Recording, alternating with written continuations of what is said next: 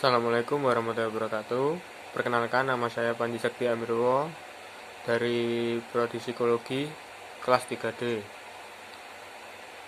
Di sini saya akan menjelaskan tentang teori psikologi belajar Aldinghub. Yang pertama itu ada lingkungan terbatas. Lingkungan terbatas merupakan lingkungan yang dapat melemahkan perkembangan belajar awal dari dan perkembangan sistem saraf. Jadi maksudnya semakin banyak individu mengekspor lingkungannya, maka semakin luas pengetahuannya. Terus semakin banyak yang dipelajari, maka semakin banyak neuron yang terhubung. Semisal, kebetulan ibu saya jualan keripik usus. Nah, sebelum bikin keripik usus itu ada beberapa bumbu yang harus diracik terlebih dahulu, seperti roiko, tepung terigu, kanji, dan lain-lain. Nah, racikan tersebut diaduk supaya bisa menjadi bumbu yang enak buat keripik usus tersebut. Seperti itu. Yang kedua ada lingkungan kaya. Jadi jika dalam lingkungan amat terbatas menyebabkan gangguan dalam perkembangan normal, maka kemungkinan lingkungan yang kaya dengan berbagai macam pengalaman motor dan sensor akan memperkaya perkembangan. Jadi maksudnya setiap individu itu mendukung inteligensi sehingga membuat semakin kaya. Contoh semisal ada dua teman namanya Baim dan Bagas.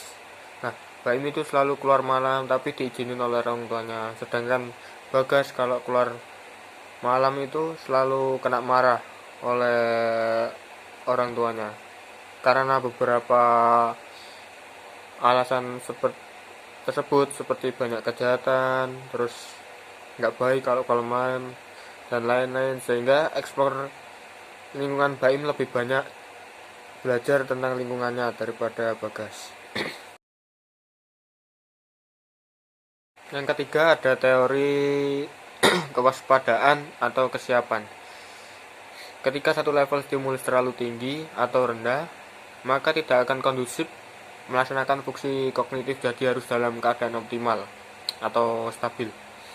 Semisal bila terlalu tinggi akan menimbulkan kebingungan. Contoh, ketika proses latihan futsal kita diajarin banyak teknik-teknik yang sangat sulit. Nah, namun di sisi lain ada suara-suara musik yang terlalu keras yang mengganggu konsentrasi kita, sehingga kita semakin kebingungan memahami teknik tersebut.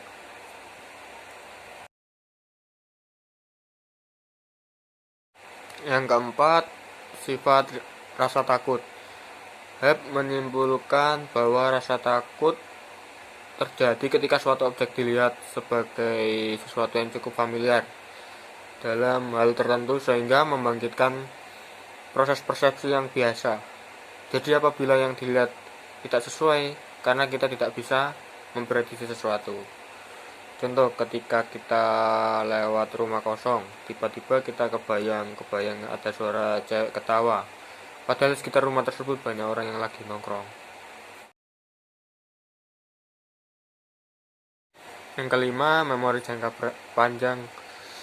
Memori jangka panjang ini kejadian yang dapat membuat sel baru. Contoh, ketika kita dibelikan oleh orang-orang yang tersayang misalnya.